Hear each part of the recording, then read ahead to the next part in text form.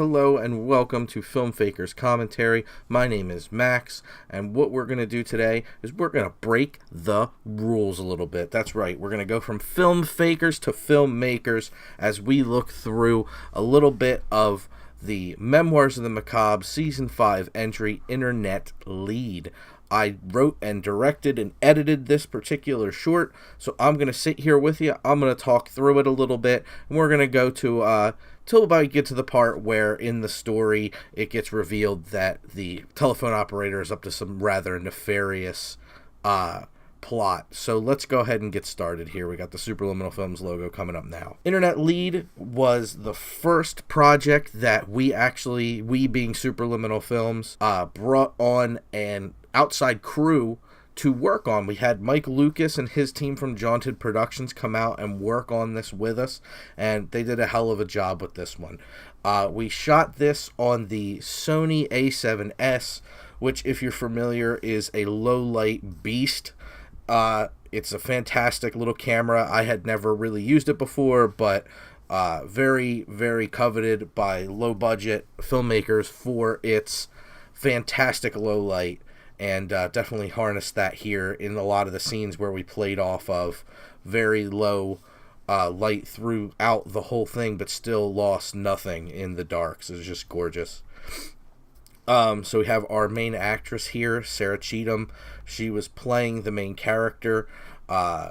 She did a fantastic job in that picture. Is actually our camera operator, Gabe. He did a phenomenal job here, ran the camera through pretty much the whole shoot.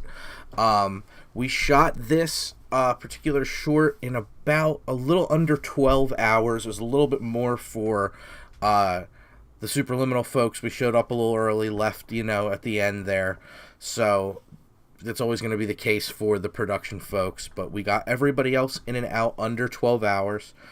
We shot just under 12 pages, about 11 3/8 pages, if I remember correctly. The phone there is a digital effect, as you can tell, just because it's just a little too crisp for the image, I think. Paul Hackett did the VFX in that one on After Effects for us. And, yeah, just a phenomenal job. Love the look of this particular scene. This is the scene we took the most time with. We pre-lit this whole thing so that we could have Sarah run through this particular part of the story several times, and we could also kind of get our feet wet with Mike and the team over there getting used to my style as a director, which is just okay, that's good. This is my idea. I think that works great. Everybody just did such a phenomenal job that I really, we communicated ahead of time. They kind of knew exactly what I was looking for. I knew what Mike was going for in terms of the cinematography and how he wanted to light it to give it that very kind of natural look, and I felt that was great because it really matched the way Sarah's character was in the film. Very much, she's kind of down, and you can tell she's been in her PJs for a long time. She hasn't done her makeup, her hair's just pulled back, she just kind of is at her wit's end, as you can see by the all the alcohol and pill bottles there in the foreground of the shot, and the fact that earlier on we saw her on the computer contemplating reaching out to a suicide hotline. So all that is very much captured here in this shot. We see the computer there to the left-hand side of the screen. We see on the right-hand side of the screen in the very foreground there all the accoutrement, and we see her. She did a great job. She brought a few different wardrobe options. We chatted over email, and we picked out a couple, and she narrowed it down, and she brought a couple other options just in case I changed my mind on the day of. So super great. She did a fantastic job. These tight close-ups just looked gorgeous. Gabe did a fantastic job there with the depth of field. It's just wonderful. We did a really nice job here with the shallow depth of field. Everything has a good, nice, shallow frame. It just looks really good. It lets you focus on her because that's where her attention, Sarah's character's attention, is entirely focused on her. She's in, a kind of a pit of despair, and she very much wants to shut everything else out while she just contemplates what she's gonna do, with what news she just got handed. And if you've seen the shorts, if you haven't, a spoiler, but she finds out at a point, we find out that she's pregnant, and that's with a guy who cheated on her and was just kind of a casual, you know what I mean, kind of a like a casual sex kind of thing. That's what he was trying to get out of their relationship, and she thought it was a much deeper thing. So she's just at a crossroads. She's a college student. She's not sure what to do. You know what I mean? She has a big decision to make. And you can see more of that natural lighting there. Definitely nice piece of diffusion there to break the light up. Everything looks good. She goes in and out of shadow, which I totally like. You know what I mean? She doesn't know, you know what I mean, what to do. She doesn't stand in, you know, one particular spot. She dances around. She's very natural with her performance, and the light doesn't feel like, you know what I mean, oh, stand here so we can get this perfect light on you. And she was totally cool with that. So it was a fantastic effort on everybody's part, I think, to get that. And you can see just how long we're staying in this room. We're up to 5 minutes now. We're still in that same room, the same setup that we had for the whole entire beginning portion of the film. After this point, after we leave this room, things move a lot faster. We have a little bit of a time in a little hallway area, but for a lot of this, we ended up in this room, and you can see just the cutting back and forth was wonderful. A tough thing I had was, as far as continuity and coming to editing, is what hand she was holding the phone in up to her ear.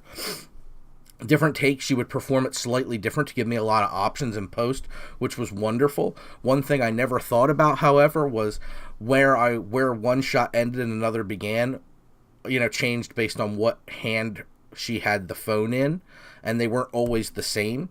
So I had to steal little pieces at times to insert back into the final product if I really had a moment that I wanted to hit with her. So it's like, I really have to find one of these takes where she switches that phone so I can, you know what I mean, show that it's in that same hand. While I think continuity isn't the most important thing in editing, I think if, you know, she walked over and the phone was in her right hand or left hand, and then it just suddenly swapped and then swapped back inexplicably, I think that could take a few people out of it. Again, considering, look at our depth of field here, like, you know what I mean, everything's very tight on her, and, you know what I mean, I just want to keep the audience as engaged as possible with her at that point. And if something like seeing the phone, because all you're seeing is her and the phone, right? That's always in focus. So if one of those things isn't correct, there's only two elements to really focus on here. You know what I mean? So it could really take you out of it very, very easy, you know, if you don't do that. So I love this. The bathroom had the light from the actual bathroom. It's this bizarre color. Our sound designer, David Kapler, we shot at his house. He was phenomenal. Let us use his location there. And there's Paul in the window hidden there watching her. And he just gave us full run of his house and let us just, you know, do whatever. And he does, you know, cinematography, he does photography, he does it all, camera work, sound, everything. So he was totally game for what we were up to and just made everything a real treat as far as all of this.